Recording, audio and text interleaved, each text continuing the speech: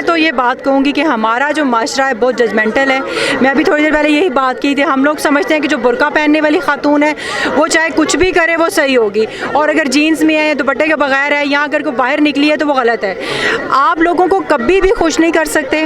آپ وہ کریں جو آپ کا ضمیر مطمئن کرتا ہے, آپ کو جو آپ سمجھتے ہیں کہ what is right for you, for your family. تو کبھی بھی لوگوں کی باتوں میں آ کے آپ اپنے گول سے مت ہٹیں, آپ اپنی محنت سے مت ہٹیں. آپ جو ایفرٹس کر رہے ہیں, جس مقصد کے لیے کر رہے ہیں, وہ آپ کرتے رہیں. اور یہ P T I versus Noon League یا پی پی نہیں ہے, it's all about women of Pakistan.